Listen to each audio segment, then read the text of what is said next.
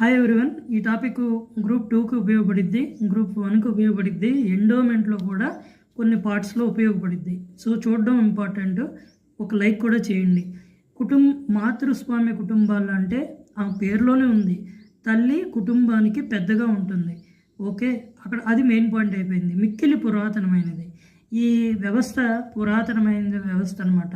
కుటుంబంలో ప్రముఖ పాత్ర వహిస్తుంది. సామాజిక శాస్త్రవేత్తలు మోర్గాన్ ఇంకా చాలామంది కూడా అభిప్రాయపడ్డారు.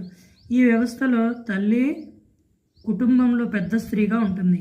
ఈమె కుటుంబాధిపతిగా కూడా ఉంటుంది. పిల్లలకు వారసత్వ హక్కులు తల్లి ద్వారానే సంప్రమిస్తాయి.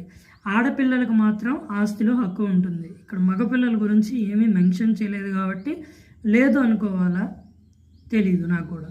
ప్రస్తుతం ఈ వ్యవస్థ కొన్ని ఆదిమ జాతుల్లో తప్ప మరెక్కడా కనిపించడం లేదు. మీకు ఎక్కడన్నా కనుక తగిలితే నాకు ఆన్సర్ పెట్టండి, ఇంకెక్కడన్నా తగిలితే.